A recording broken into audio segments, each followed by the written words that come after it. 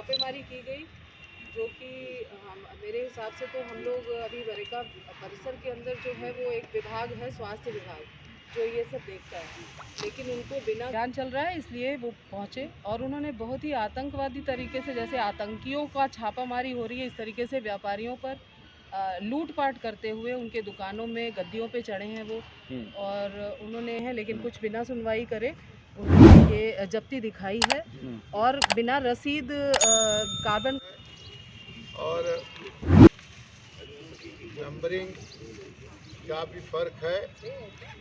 और जैसा कि हम लोग को जानकारी मिली, ये जितना पैसा उतरता है उसका कुछ परसेंट नगर निगम में जमा होता है, बाकी इनके जेब में चला जाता है। और इसका एक उदाहरण पड़ाव का भी है। एक सेकंड ले लो। और उन्होंने 2 व्यापारियों के यहाँ से 1.5 लाख रुपया वसूला। मोबाइल पे आपके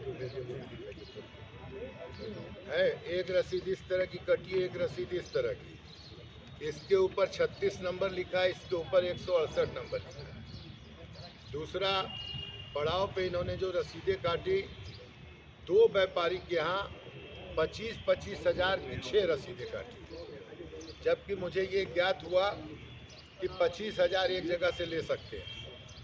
एक दुकानदार के 3 रसीद, एक दुकानदार के 3 रसीद, 1.5 लाख रुपया। किस तरह का प्रेस वार्ता है और क्या कुछ मामला है जिस वजह से? आज की प्रेस वार्ता बरेका व्यापार मंडल द्वारा आयोजित है। हमारे साथ ये संबद्ध है बरेका व्यापार मंडल। इनकी कल शिकायत मिली थी, उस शिकायत के ऊपर इन्होंने प्रेस वार्ता रखी, जिसमें परिवर्तन दल विगत कई सालों से लगातार व्यापारियों के साथ उत्पीड़न की कार्रवाई कर रहा है। और उत्पीड़न का मतलब ये है कि प्लास्टिक की जांच कर रहा है।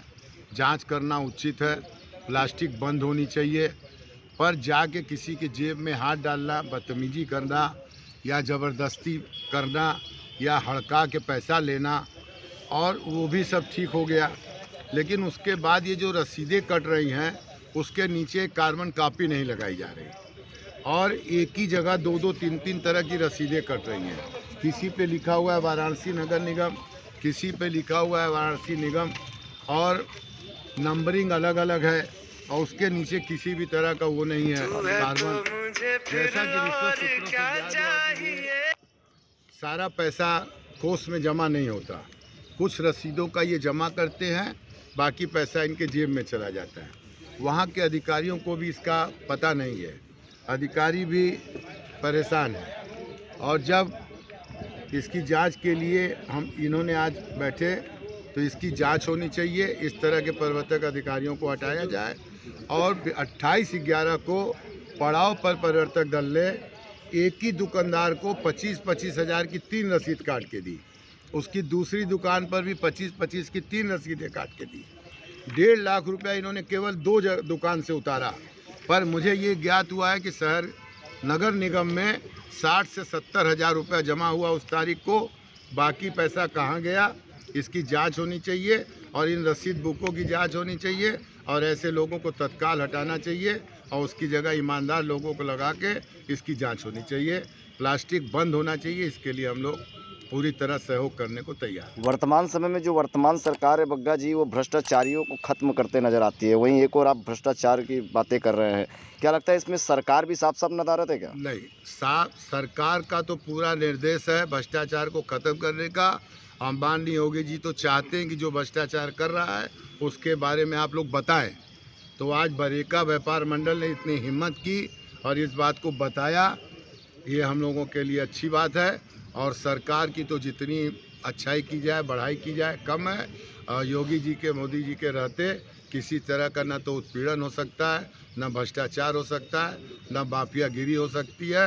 सब सुरक्षित है, पर उनके पास ये बात पहुंचनी चाहिए। जब से ट्रिपल इंजन की सरकार बनी है, भारतीय जनता पार्टी कहती है कि नगर निगम स्वच्छ हो गई है, और वहीं आप लोग नगर निगम के ऊपर इस तरह का आरोप लगा रहे हैं। तो क्या भारतीय जनता पार्टी झूठ बोलती नजर आती है?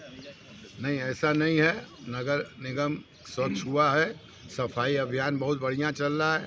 सुबह से शाम तक मेयर भी मेहनत कर रहे हैं, सारे अधिकारी मेहनत कर रहे हैं, पर ये परिवर्तक दल का तांडव ये व्यापारियों पे हो रहा है और देश का पैसा नुकसान हो रहा है। क्या इसको लेकर किसी को पत्रक भी आप लोग देंगे? चूंकि प्रधानमंत्री अपने संसदीय क्षेत्र में होने वाले हैं और आज कहीं ना कहीं डिप्टी सीएम भी और तमाम मंत्रियां हैं, तो क्या इसको लेकर किसी तरह का किसी से पत्रक दिया जाएगा? माध्यम से ये सारी चीज़ें पहुंच जाएंगी और अगर हम लोग को जाना होगा तो मंगलवार को हम लोग जाएंगे। प्रधानमंत्री जी को खुद ही ये बात का सबको पता। अभी तक इसकी सूचना नहीं दी गई। क्या नगर आयुक्त ये इस बात को लेकर संज्ञान में है? नगर आयुक्त के लिए बरेका की संरक्षिका जी ने फोन किया था, उन्होंने कहा आज हम खाली नहीं हैं। मैं राजेश सिंह, बरेका व्यापार मंडल अध्यक्ष। वाराणसी व्यापार मंडल से हमारी संस्था संबद्ध है। किस तरह की ये पॉलिथीन की बात आ रही है? नगर निगम परिवर्तन दल की यहाँ बातें आ रही है, क्या कुछ मामला है? मामला है कि कल सुबह परिवर्तन दल के लोग आए हैं प्लास्टिक जांच के लिए, जबकि ये नियम है कि अगर बरेका परिसर में आते हैं तो वहाँ बरेका प्रशासन को सूचना दे के ही और उनको साथ में लेके इसकी जांच की जानी चाहिए। ये ज़बरदस्ती गुंडाई दबंगाई पे उतर आए थे।